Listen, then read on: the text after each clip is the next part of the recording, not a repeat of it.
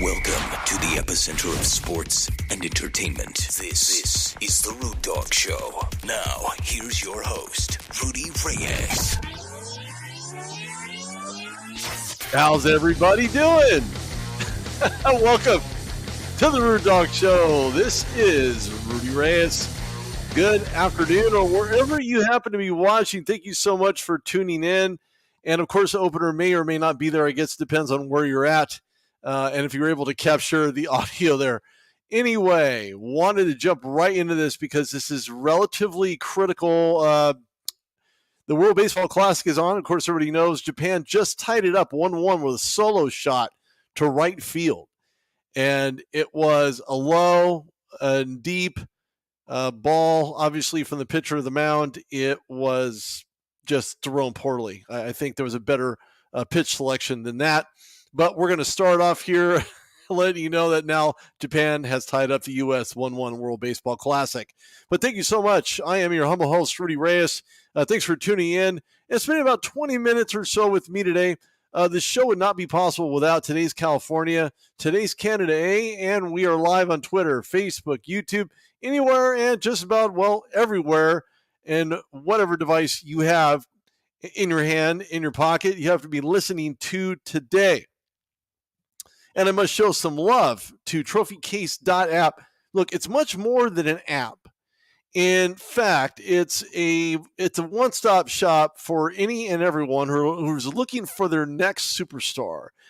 I say that because, and I mentioned this before a few times on the show, is that if you build it, the right people will come. It doesn't matter who it is. If they're looking for talent, they're going to find the next superstar, and that could be you. If you build it, they will come. Make it yours. Always be a part of the evolution of scouting. You want to be a part of the story, stay par for the course, and download it today. Go to trophycase.app. Now, I wasn't in action yesterday. Of course, stomach bug certainly hits people, and it hit me relatively rough, along with the sciatic. But we are here live today. Thank you so much for tuning in. I appreciate it.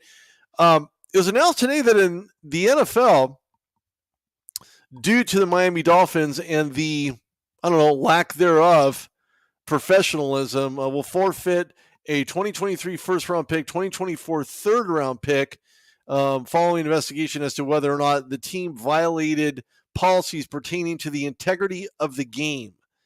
And look, I think this should be taken relatively seriously because poor behavior can cause this type of issue to rear its ugly head. And it can allude to punishment like this and maybe even worse, depending on where you're at, who you are. And clearly, there could be a lot worse things going on than that. However, the teams that will, and I said will, have picks in the first round due to trading a wide receiver, and a first-round pick belongs to the Carolina Panthers, who are now on the clock. So in Carolina, they've had to deal with the likes of Baker Mayfield, which didn't go over very well. Sam Darnold didn't go over very well. And a few other quarterbacks that didn't quite make the cut. When I say make the cut, I don't mean that they're not good enough in the NFL. They just could have been good for their system. So they decided to make some changes. And when I say changes, I mean changes in coaching, personnel, and, of course, the most rigorous spot that needs to be looked at, of course, the most viable, most expensive spot is a guy under center, and that means the quarterback. And I've gone back and forth with this quite a few times, and to my imagination, I would say that there would be two guys who would be, I'd say, more than capable of being able to serve that guy under center, albeit Bryce Young, albeit C.J. Stroud. And I've bounced this off the wall, bounced this on a few people. And the most thing that I can probably come up with is I'm going to have to take Bryce Young. And I don't say that to disservice C.J. Stroud. I just think Bryce Young, regardless of his size, regardless of what his stature is, it doesn't matter how big of hands you have, and all this other minutia, I really just don't believe that you can have a guy in Bryce Young and not draft him with that first overall pick. They did give up quite a few But at the same token, you got to get the quarterback of the future, especially a franchise quarterback. And I believe that's going to be Bryce Young, who I believe in my heart of hearts, and I've seen him play at Alabama, Roll Tide. I just believe Bryce Young is a guy who has shown so much as a Heisman Trophy winner, and then in his following year, just did so much more, learning the game, understanding the game, recognizing that the NFL speed is going to be a lot different than this, and really mostly pro ready. And again, not a disservice C.J. Stroud. I think C.J. Stroud is a fantastic quarterback out of Ohio State. But he showed that during the postseason, and a guy who can be relied on so well. The problem is that he's a sophomore.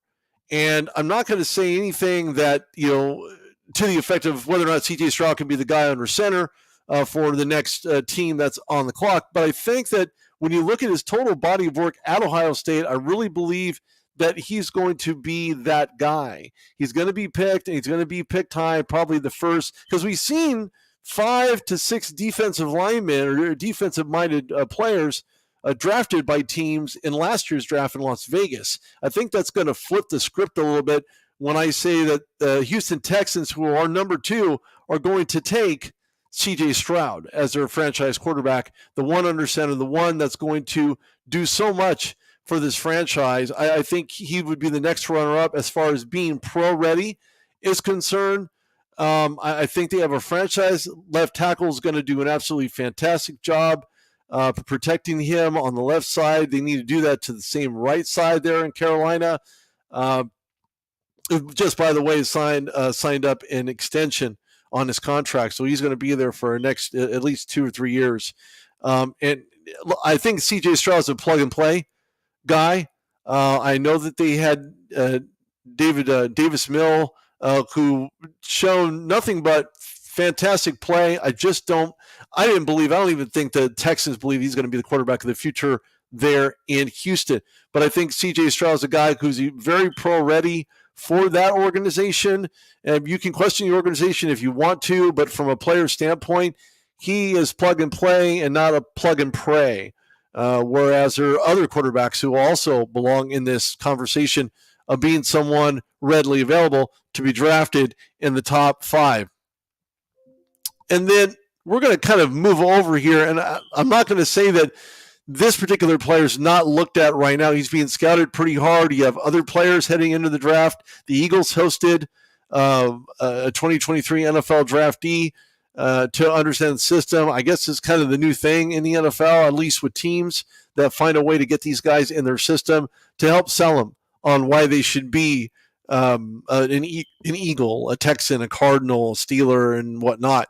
I look at Arizona, and I think to myself, well, they're going to need an edge rusher now that J.J. Watt decided to retire. I know he was more of an interior guy, but when you look at the exterior, at least on the edge and the outside looking in, I think a guy who's physically ready to go, has power moves, is going to learn a lot more in the NFL. It's going to be Will Anderson Jr.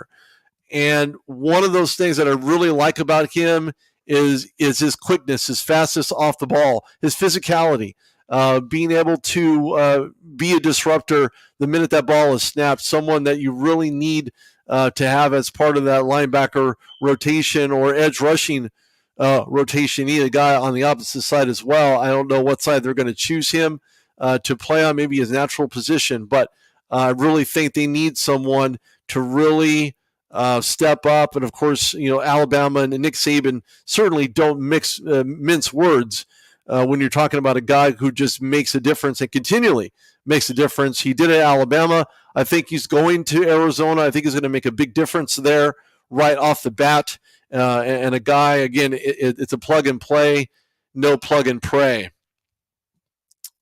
When you look at this organization in the AFC South, you can think to yourself, well, do they need a quarterback or do they need offensive linemen? Well, there could be some questions there as well. We know that this past season, we've seen Jeff Saturday come in and clearly was able to get the job done to some extent, but not to the the disgruntled behavior of Jim Irsay, who ultimately said, well, it was great. Thank you for your service. We appreciate it. You always have a home here in Indianapolis.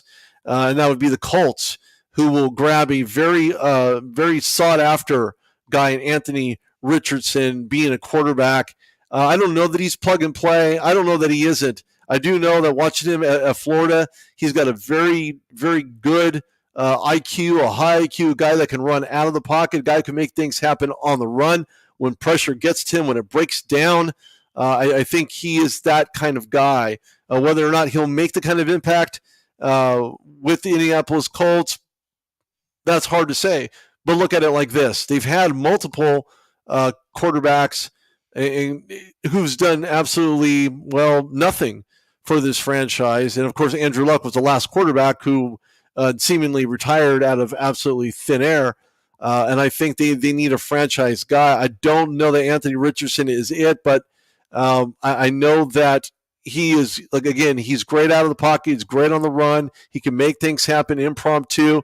And I believe the offensive system needs to change instead of not just a pass first, but instead of just the same old there in Indianapolis, you need to give him solid protection, which would enable him to get outside of the pocket, to be on the run, maybe in a short yardage situation, or to sneak it in the end zone. I think Anthony Richardson's certainly a guy to look out for.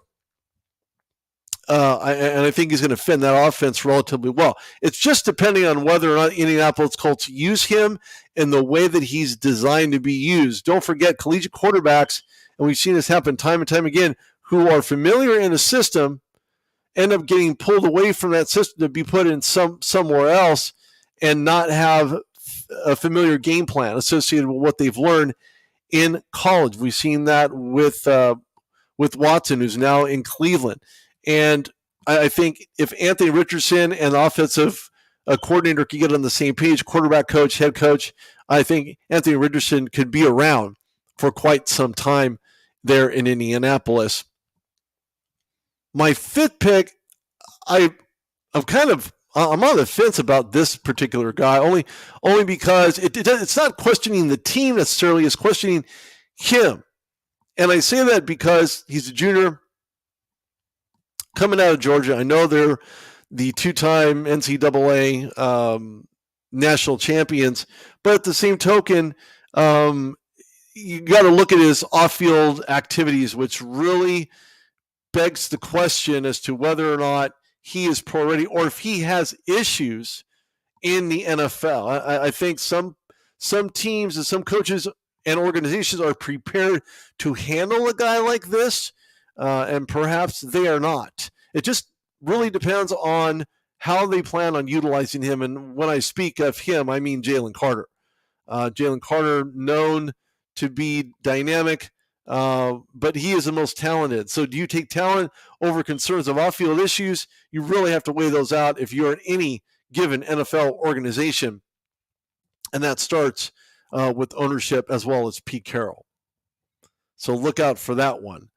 And then I look at the Detroit Lions. Heavy defense. They did let some guys go in the offseason. They reworked contracts with some guys. The Lions probably more active than I've seen in recent memory as far as in free agency. But one of the things I do like about where the Lions are going is that the head coach is very defensive friendly, a former defensive guy himself. And this Lions team was knocking on the door of playoff contention at some point during the season, but then just fell off. And unfortunately, they had to start all over again. But it's a good way to start when you have Devon Witherspoon in the quarterback position out of the Fighting Illini, and that's Illinois. He's not very tall. Then again, no cornerback is, if you look at the NFL historically. None of these guys are really tall. He's 5 foot, 11 and a half pounds, maybe $182, somewhere in that genre. He's similar to a guy like Denzel Ward. If you want to compare notes, Witherspoon played in the Big Ten, probably one of the hardest divisions to play in.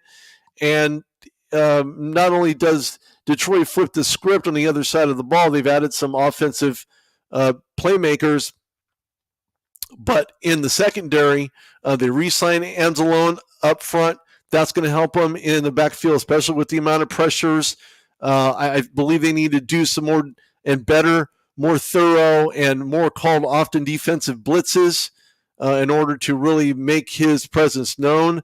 But one thing about Witherspoon's size does not tell the whole story. It's about his athleticism. It's about him knowing where the ball is and knowing when to run that thing back. So, again, another guy who's going to be looked at, sought after, and I think that certainly is going to turn a lot of people's heads if for some reason he does not get picked up. This is Rudy Reyes on The Rude Dog Show. It's going to be on TheRudeDogShow.com. You know what, Zach? That's actually a really good question. And to be honest with you, if if I was a betting man, I'm not a betting guy by any means, and I never will be. But one thing I do know is that guys that have credit issues outside of any given organization, I think he's going to fall. And when he falls, it's probably going to be somewhere around the 16th to 20th pick in the first round. I hate to say that, but with a guy who has off-field issues, certainly begs the question as to whether or not he can rise above that and alter and change his direction.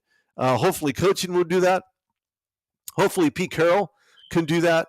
The organization needs to be on standby just in case this guy fails and draft someone who does not have field issues. But I think he's going to drop pretty low in the first round. But Zach, thanks. Great question. I appreciate it. Any other questions, comments, feel free to chime in. I'll get to those questions.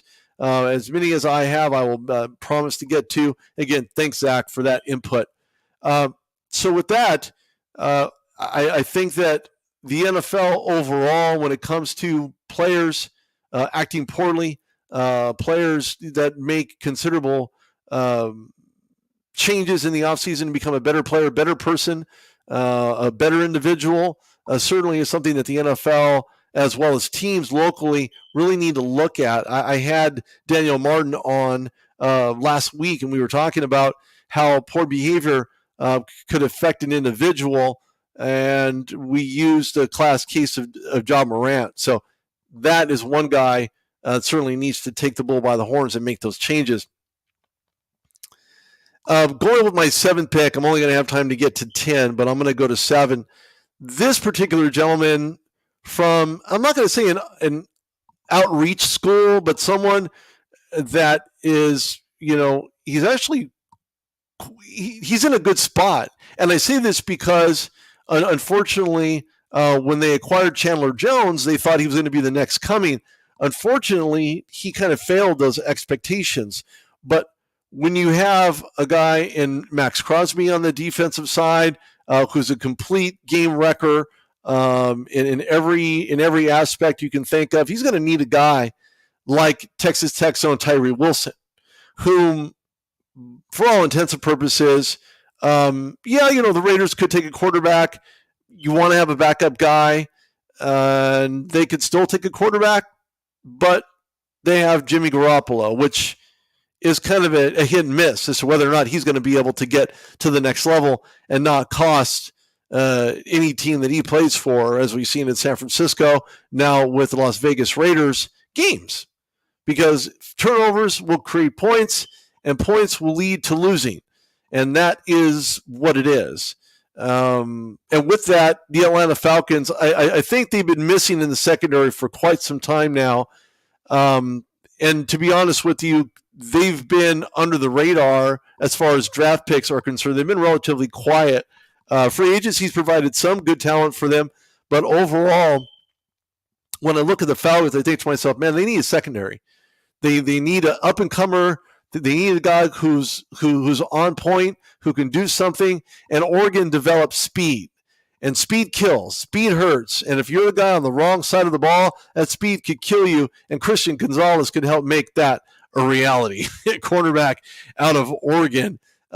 He needs to team up with A.J. Terrell. I think they make a great combo. I believe they're also going to be probably somewhere in the upper ranks defensively as a collective defensive unit, more so than maybe other teams within the NFC and the division that they happen to play in the South. And then there's a lot of things that Justin Fields needs, and he has playmakers now on the opposite side of the ball. Chase Claypool acquired from the Steelers with a significant trade up in this year's draft. But he needs protection, and you need to get him protection. I think Peter Skoronski out of Northwestern, a guy who made an impact at the Reese's Senior Bowl, as well as just being an ultimate upgrade component to this line, who needs someone big and athletic, and Peter Skoronski definitely fits that. Bears pick him up at 9. And then I'm going to get to 10, and you know what?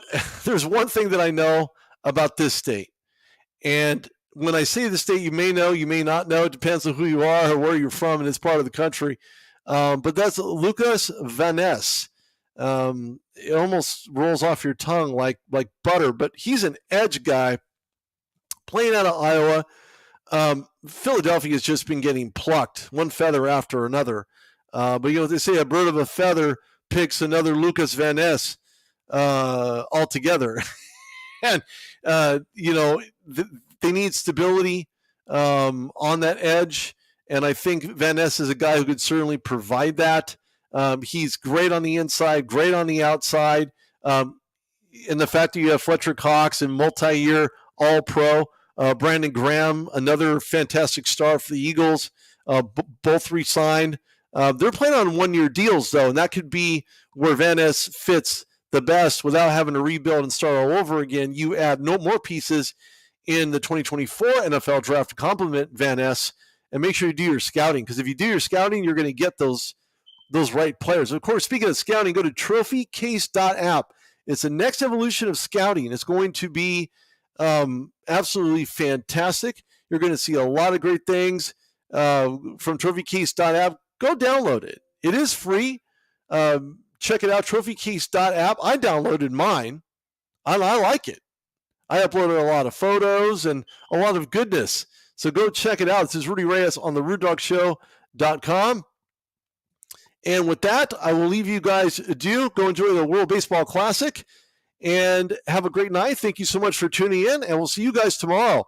We're going to have JP Hoonstra. We're going to talk about what happened at the World Baseball Classic and maybe another special guest drop in. You're going to have to tune in to find out who they are.